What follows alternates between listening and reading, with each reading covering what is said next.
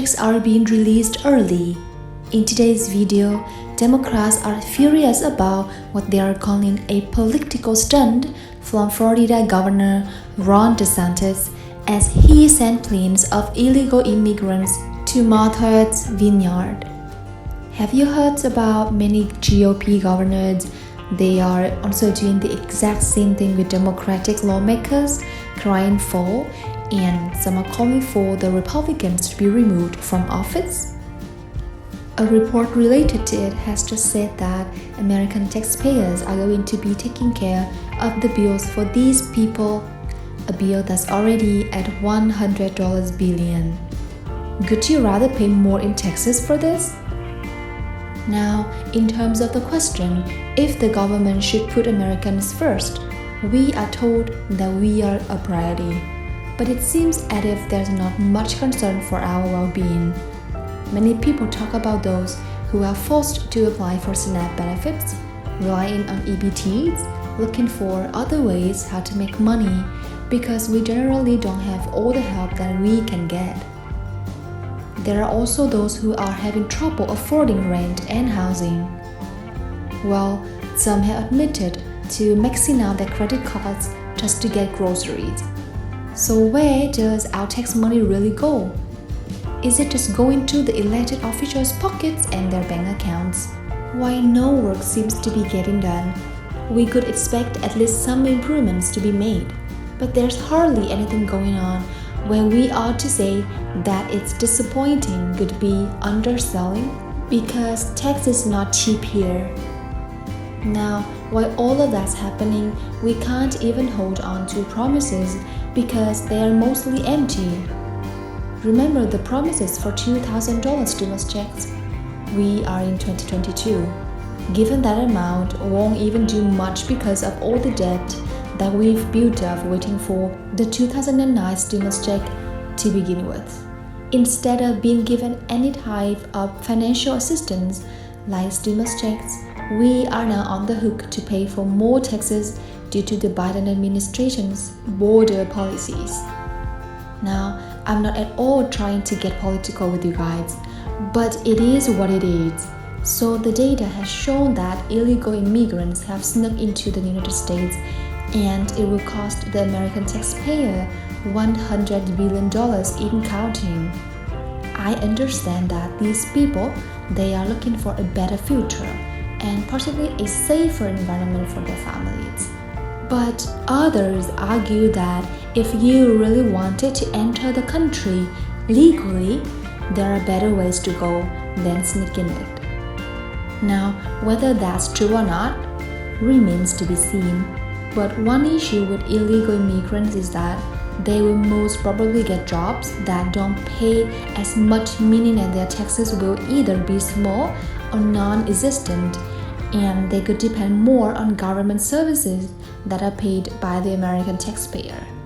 But there is no crisis. If you ask the White House, this is why DC Mayor Muriel Bowser was rejected with her first request for the National Guard. Although the latest arrival of people from both Florida and Texas has some Democrats seeing with anger, Senator Kim Kaine actually went as far as to say that Florida Governor Ron DeSantis should be disqualified as a candidate for the presidency in 2024 as he sent planes of migrants to Martha's Vineyard. Now, according to Kaine, DeSantis should go to Texas to round up Venezuelans to drop them off in Martha's Vineyard. The guy has not a shadow of a heart or a conscience. It's outrageous, these poor Venezuelans, what they are suffering in. Both DeSantis and Abbott have had critics call them out, while others say that this is the only way for the White House to admit that the borders are out of control. It's also clear that to keep people off the streets, local governments resort to housing them in hotels for a temporary period while having to tell locals that there's no money for stimulus checks. They continue to go out to illegal immigrants. What the White House did was find through their press secretary Karine Jean-Pierre. According to Karine, these were children, they were moms, They were fleeing communism. And what did Governor DeSantis and Governor Abbott do for them? They used them as political pawns, treated them like cattle in a cruel, premeditated political stunt. A bigger shake-up may be coming as Vladimir Putin had just threatened the use of nuclear weapons in the war, especially under the condition that Vladimir Zelensky agrees to be part of NATO. And while the United States has sent billions of dollars overseas, far more than we've been provided with stimulus check this year on the federal level, things may escalate if Putin decides to go nuclear. When asked about it, this is what President Joe Biden said. So it changed the face of war like anything since World War II.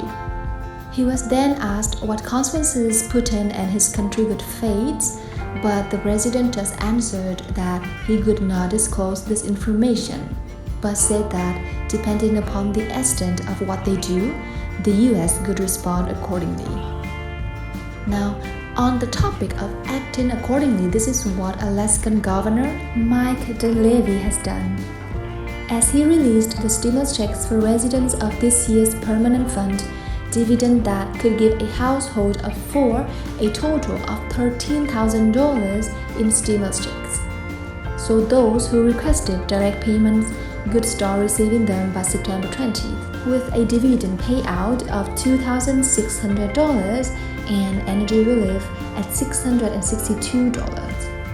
So here's hoping that our government sees the merit in providing direct assistance to Americans who need it and just how fast it could actually get people back on their feet. Do you guys agree that financial assistance is one of the most efficient ways that government can help us? Inflation is only going one direction, and that is soaring food prices at grocery stores. The gas prices jumping 20, 30, 50 cents in a day, oil and gas companies hitting record profits. And inflation has never been this high since 1982.